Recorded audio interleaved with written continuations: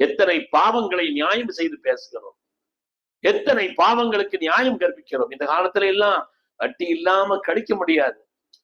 பெருமக்களே, வட்டி என்பது ஒரு பாவம் என்றால் அதை நியாயப்படுத்துவது குஃப்ர் என்று ஹதீஸிலே வருகிறது. அதை குஃப்ர் என்று வருகிறது. எவ்வளவு பெரிய பாவம்! எத்தனை பாவங்களை நியாயப்படுத்துவதற்குள் நாம் முயற்சி நாம் செய்துகிறோம். அருமையானவர்களே, நமக்கு வரக்கூடிய எத்தனை மெசேஜ்களை ஃபார்வர்ட் பண்றோம், அது உண்மையா பொய்யா என்று பார்க்காமல் நாம நினைச்சுக்கிட்டு இருக்கிறோம் சாதாரணமானது. ஸல்லல்லாஹு அலைஹி வஸல்லம் கஃபா பில் மர்இ கதிபன் அன் யுஹத்திஸ பிகுல்லி மா சமிஅ, கேட்டதையெல்லாம் பிறருக்கு சொல்கிறானே அவன் தான் பொய்யன் பாவி என்பதற்குண்டான அடையாளம் தான் சொன்னான். எத்தனை விஷயங்களை நம்மை நாம் சீர்தூக்கி பார்க்க வேண்டிய ஒரு காலம் இந்த காலம். நம்மை நாம் யோசித்து பார்க்க வேண்டிய ஒரு காலம் இந்த காலம். அதனால நாம என்ன பாவம் செய்தோம் என்று நினைக்கிறோம்.